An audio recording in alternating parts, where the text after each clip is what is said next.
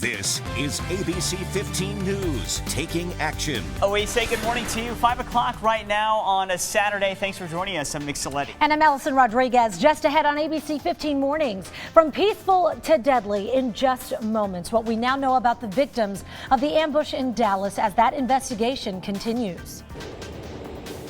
And we're live in downtown Phoenix, where 3 people were arrested after a protest against police brutality. Their message coming up. Plus, a drug dealer now off our streets, and the new details that we are just learning. And they're going to make you happy that this guy is behind bars. The exclusive that you will only see right here on ABC 15. All right, we're so happy to start your weekend off with you guys here. And we're glad that we get to do it in the morning, right? Instead of coming in later when it's so warm out. You've been taking Larry out in the mornings, haven't you?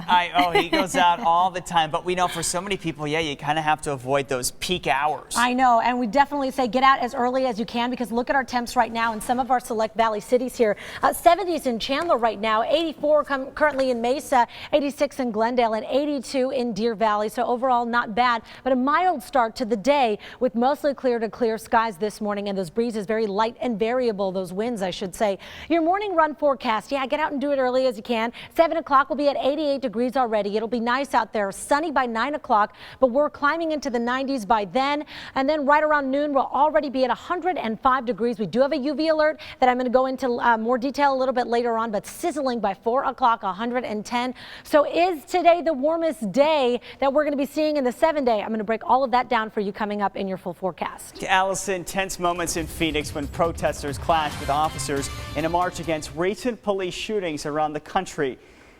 Let's go ahead and show you that video. Here are police with tear gas guns, and as we look to the right, we see people throwing rocks towards police over and over. This is at 7th Street in Roosevelt last night. At least 4 different people throwing these rocks. Here's what one protester told us. There needs to be some type of change. Somehow, some way. It has to start somewhere. All lives matter. Black lives matter. Brown lives matter. White lives matter. All lives matter. Yeah, and protesters, counter-protesters, and a strong police line. ABC 15's Raquel Cervantes picking up our coverage right now. And Raquel, do we know if anybody was hurt or arrested out there?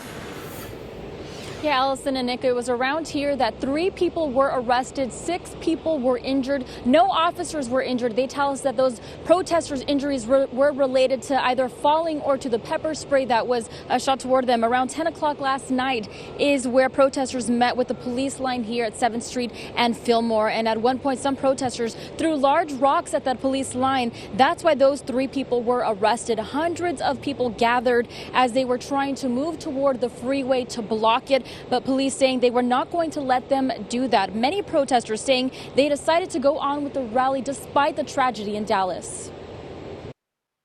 Yeah, we're out here making our point across. Black lives matter, white lives matter, all lives matter, blue lives matter. You know, I got officer friends that are out there that are protecting us, you know, but I just feel like, you know, a lot of people, they want some kind of justice. And obviously tensions running really high last night on all sides of this matter. Not everyone here wanted that protest to go on. In the next half hour, we'll hear more from them. Back to you guys. All right, Raquel Cervantes reporting live for us. Thank you. Protests and rallies happening not just in Phoenix, but across the nation. Thousands taking to the streets in Atlanta. That city's mayor out in the middle of the march there. And then dozens filled New York's Grand Central Station during yesterday's commute, protesting the recent shootings and calling for justice. And then in Detroit, hundreds turning out there with signs at a peaceful protest after the Dallas shooting, calling for changes to the justice system, Nick. Well, many of these protests planned before the deadly police ambush in Dallas this week, making Thursday the deadliest day for law enforcement in the U.S. since 9/11. 14 people were shot during a peaceful rally against the recent shootings of black men by police officers. 12 of those people shot were police. 5 have died. And this morning we are learning more about the victims, the 5 police officers killed, all just trying to do their jobs, protecting people's rights to protest. Here are their names for you on your screen, ranging in age from 32 to 55. We have Lauren Aarons, Michael Smith, and also Michael Kroll.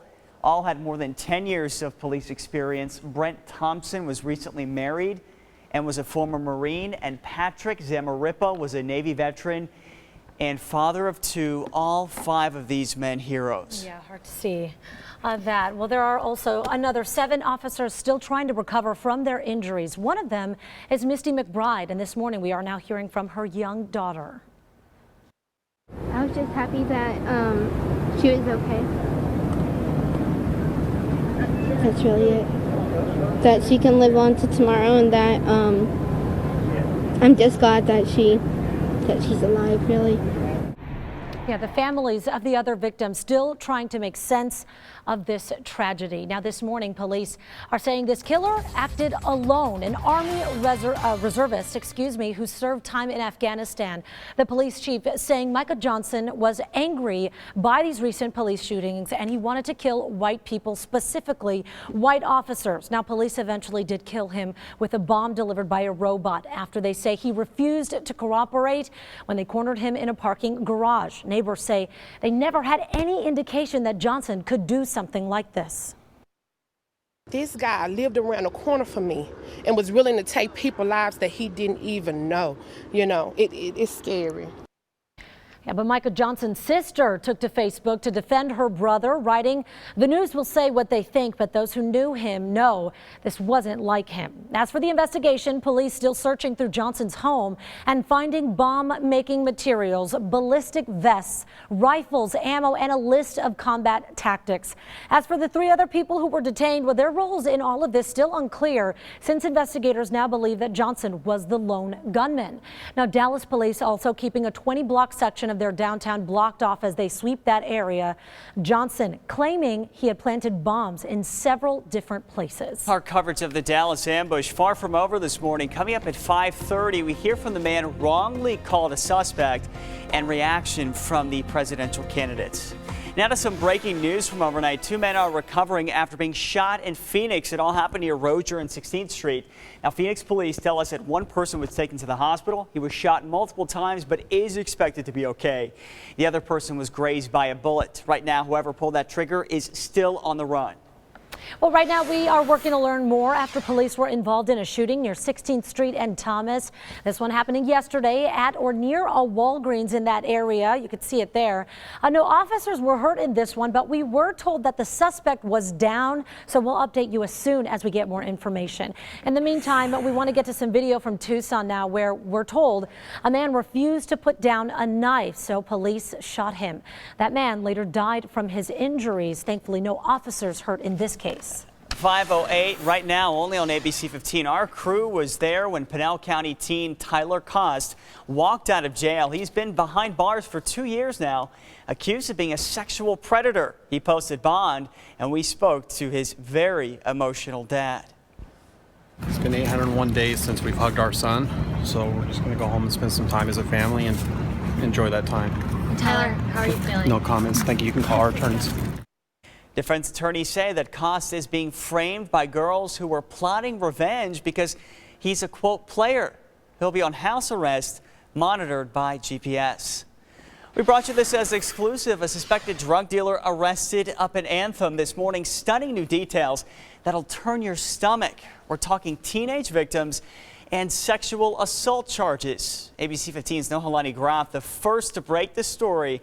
And now detectives have opened up Pandora's box.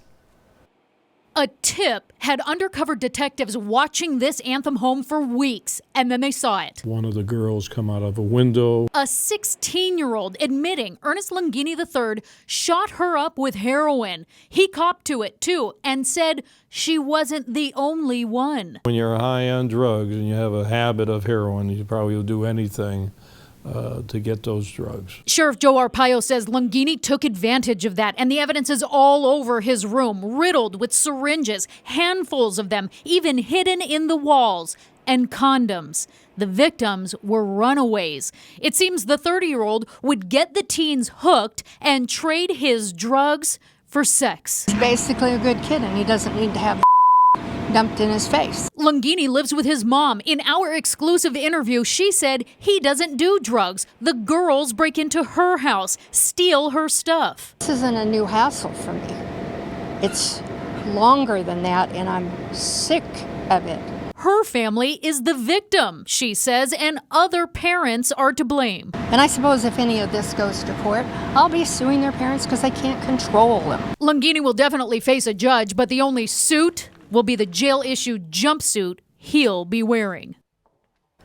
And that was our Nohalani Groff reporting. The sheriff says there are at least 3 victims in this case, and there could be more out there. 2 are twin sisters. Longini facing 24 charges this morning, including having sex with a minor and child abuse. Well, you should be able to feel safe going to the ATM now, but after a man was robbed while taking out cash in Avondale, some of you have been understandably worried, but now we can tell you that there has been an arrest in the case. Police say this man is William Schuster. They believe he attacked a 71-year-old man at the Chase Bank near I-10 and Dysart back on July 4th. Now let's get to an ABC 15 update about a story that can only be described as a freak accident turned miracle. You may remember 31-year-old Jaime Santana. He was riding his horse in Buckeye when he was struck by lightning. He was lifeless when he got to the hospital and his horse died immediately. But doctors at the Arizona Burn Center are calling this an almost happy ending, saying they are so impressed by his progress over the last few months. His brother and sister now speaking out, saying they've even seen his personality change for the better.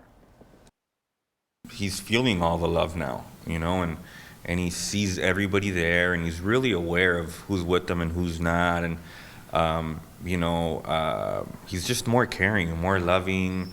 Yeah, hard to imagine living through something like that. But Santana's siblings, they're also now using this platform to take action, making sure everybody knows how dangerous Mother Nature can really be. Yeah, I mean, you hear stories like that and you just believe in miracles. I mean, that's amazing. He's still with us. He survived, yeah, absolutely. And I remember that day that it happened, and a storm can form really so quickly during the monsoon. So that's why we'll take this time as we're getting a break from it to just enjoy it. We are under dry conditions, as a matter of fact, at least for the next few days. Right now, some of our temperatures reading at 91 degrees, so it's still pretty toasty out there. That'll drop a little bit as we continue on in through the morning, as we get into the 80s in most of the valley here. But by 9 a.m. already at 94 degrees. We're going to continue that climb. I'm going to tell you how hot we're going to be getting, plus tell you about a UV alert in place, and then you have to see that 7-day forecast for some of the changes coming. 12 past the hour, adding another dimension, changing the TSA is making, or changes they're making to make sure everybody stays safe at Sky Harbor. Plus, we know it's early, but you might want to slow down on the coffee. It could be causing you to lose one of your major senses. We'll tell you which one after this.